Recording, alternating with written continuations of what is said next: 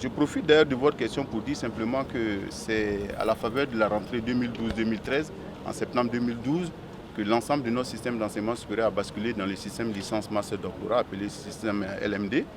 Alors ce basculement a été intégral dans la mesure où ce basculement s'est opéré au niveau de toutes les structures d'enseignement supérieur, publiques comme privées.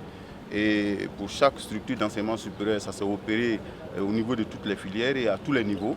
Ce système présente de nombreux avantages, dont, entre autres, la mobilité des apprenants, c'est-à-dire des étudiants, des enseignants, chercheurs et chercheurs et des personnels administratifs et techniques, ainsi que la mobilité d'ailleurs des diplômés en quête d'emploi.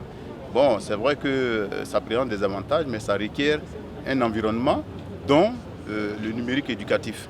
C'est pour ça qu'aujourd'hui, moi je suis très heureux parce que non seulement on lance l'atelier d'appropriation du LMD pour les étudiants, les enseignants, chercheurs et chercheurs, les personnels administratifs et techniques, d'une part, et en même temps on inaugure 2 espaces numériques. Et je signale que ces 2 espaces numériques qu'on inaugure aujourd'hui viennent à la suite des 4 espaces numériques qui ont été inaugurés à l'université Félix Houphouët-Boigny il y a de cela une semaine.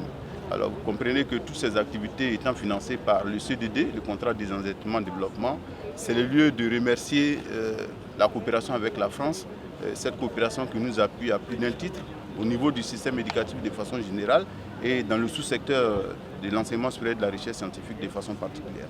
C'est également le lieu de remercier le président de la République, son Excellence M. Alassane Ouattara, le Premier ministre M. Ahmed Bakayoko, ainsi que l'ensemble du gouvernement pour les investissements massifs qui ont été consentis par le gouvernement dans le sous-secteur de l'enseignement supérieur de la recherche scientifique, malgré les nombreuses contraintes budgétaires. Je l'ai dit tout à l'heure lors de mon laïus, évidemment on peut citer sans être exhaustif, parce qu'on ne peut pas être exhaustif, sinon on y passerait la journée. On pourrait citer la réhabilitation des universités existantes, tout comme l'extension des URES de Daloa et Korogo et leur érection en université, l'ouverture de l'université virtuelle de Côte d'Ivoire, l'ouverture de l'université de Mans et la construction de nouvelles universités, notamment celle de San Pedro et de Bondoukou. Pour revenir au numérique, bon, je crois que depuis une semaine, vous assistez à l'inauguration d'espaces numériques et ça va continuer grâce au CDD. Je crois qu'il y en a 16 en tout. Donc on en aura dans toutes les universités publiques, ce qui est vraiment énorme. Et en plus de cela, on peut citer autre chose, l'ouverture de l'université virtuelle depuis 2017, je l'ai dit, qui concourt énormément à l'utilisation du numérique éducatif.